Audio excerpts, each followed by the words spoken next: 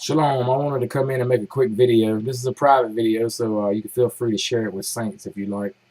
Uh, Me and Trinity, my 8-year-old daughter, had a chance to go out to meet with some people who have a lot of questions about prepping and faith, and they're tired of the inherited lies that they've received. That went all well, and so anyway, on the way back, when it's about an hour journey, on the way back. It's at night, 9 o'clock at night, 8:30, 9 o'clock. On the side of the road, right on the major highway, the big strong dude out there, big huge arms. He's got this little girl by the arm, a young woman by the arm, and he is slapping the fire out of her. I mean, I thought he was killing her. So of course, speed off to the side of the road, slow down, pull on up about 30 yards or so, dial 911, give my name, my location, advise them what's going on, tell them I'm exiting the vehicle, I'm concerned for her immediate bodily safety, felonious assault in progress. Tell Trinity to lock the door when I get out, hand her the phone, I bail. Run back there, get to talking to the guy, trying to talk him, just buying time, waiting for the police. We're right in the middle of a town, on a highway, so I'm figuring, hey, this ain't going to take but a second. He's arguing, he's fussing with her, he's raising all kinds of sand. She's beat up pretty bad. I'm not sure if it's girlfriend or whatever. I'm not aware of any of that. I don't know anything about it other than he was beating her like a drum. A lot of you Saints have been in hand-to-hand combat training seminars and classes that I've had. Some of you have not. There's a real difference between knowing something and knowing something. A reaction and a response. So anyway, preparation, is in your favor if you do it. It seems like a really long time. It's probably about 6-7 minutes. Still no cops. He's going through cycles of arguing with her. He's gonna leave. He's gonna beat her to death. Something about the phone. I didn't really gather all about what it was about. Finally, he's working himself back up into an anger. I'm like, hey man, look, she's somebody's daughter, and I had to ask him. I said, you got kids? You don't want to go to jail? He's like, yeah, I got kids. I got a little girl. I was like, well, you know what? She's somebody's daughter too, and I got 3 daughters, and you got a daughter. And he's like, F her, I'll jack her up. He's using profanity. He said, I'll beat your daughters too. And I'm like, hey man, don't beat nobody. Just go to the road. You want to go to jail? He starts calling me, derogatory names, calling me a coward and a chicken. He'll whoop my ass and stuff. And I'm like, hey man, that's fine. You're right, man. I'm scared. I'm whatever. Just leave us alone, man. Going up the road. And he put his hand in his pocket. So I stepped up close to him. I got within. I told many of you brothers and sisters, hey, at 8 foot, whatever's in your pocket is ours. It's not yours. It's ours. And I was really not very, concerned up until that point. I was very casual. He put his hand in his pocket, right hand, right pocket. I step up close, within 8 feet. Not close enough that he felt threatened, but close enough that I felt protected. So anyway, he takes his hand out of his pocket. He go back to arguing, still waiting for the police. I tell you, just brief moments seem like a really long time on the side of a highway in the dark when you have an 8-year-old that you got to keep safe, a person you don't know, and she was beat bad, that you're trying to keep safe, and some 6'4" idiot covered with prison tattoos with arms this big ranting and raving high on something. Anyway, so he's calming down and everything is keying down, and it looked like he was about to turn and leave. So I'm thinking good. He's leaving. We're all good. Everything's straight. And all of a sudden he turns around. He says he's going to whoop my ass, and he comes charging. Ah! Now by this time I had disengaged some distance because I had got back closer to the female. And so I had disengaged probably something like 15, 18 feet. And here he comes charging. And, I do my very best. I was like, hey, you want to do this? Those of you been in the class, of course, this whole encounter, I'm talking with my hands up, I'm at the ready. Thought I was at the ready. And here he comes screaming. I'm like, you don't want to do this. He comes in, some martial art, I'm not sure which one it was, but he comes in and he's trying to land a lateral blow, a lateral blunt blow. Maybe some of you Saints will know what style that is, and maybe when I'm calmer and so forth, I'll worry about it. That's really not the point of this message. And he tried to hit me, block, down to the ground.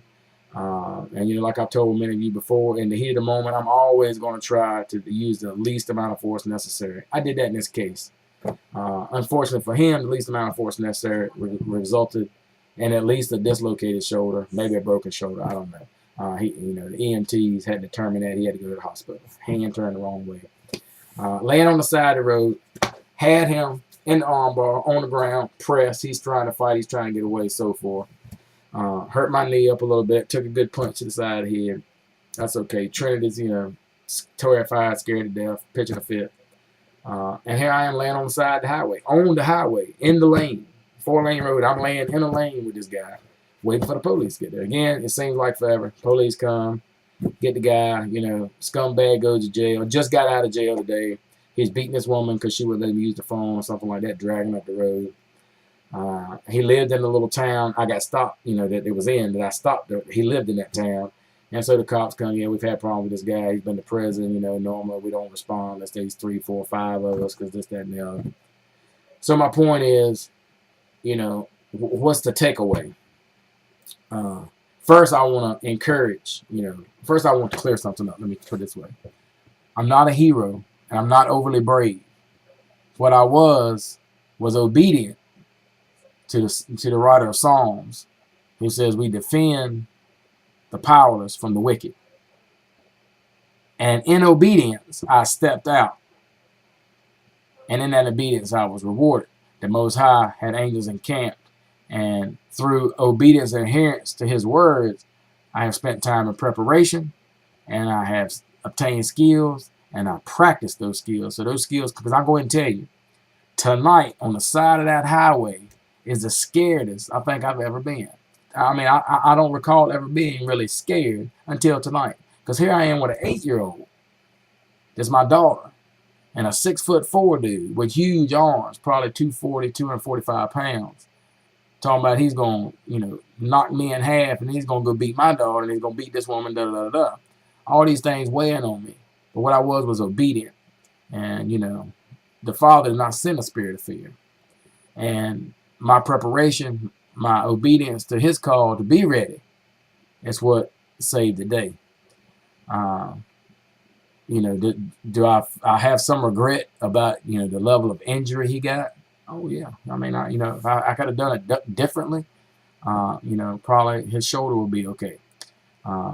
But in the heat of the moment, he landed the game. And I've told many of this in class, you're going to take one. I took one.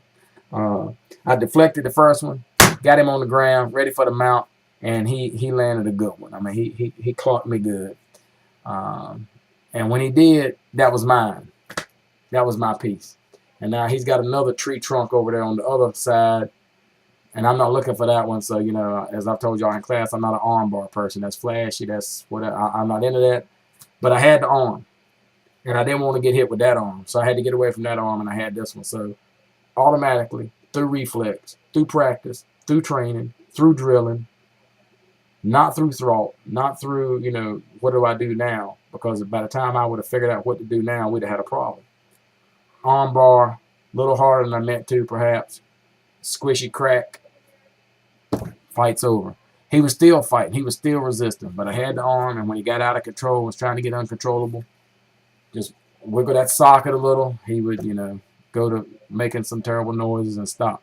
Police come, after what seemed like 9 days. From the time I dialed 911 until they got there was 21 minutes. 21 minutes till they were on scene. That is an incredibly long time had I not known how to defend myself. That would have been entirely too long. Now, I'm 40-some years old. I'm in my early 40s.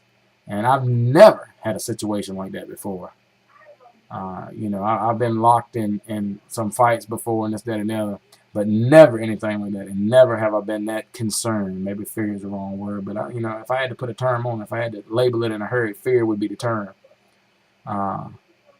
But I did not serve a spirit of fear. And my Father did not send a spirit of fear to me. I was in the right. I was being obedient. And I was prepared. And so a lot of you have been through the workshop. A lot of you have been through my little class. Practice it and know it. Because I'm telling you, it could save your life. It could save a life of someone you don't even know. And more importantly, It can save the life of children that you've been entrusted to. Know that the King is coming, and he protects us, and he encamps around us, sends his mighty angels, and the Spirit of Yah is inside of us.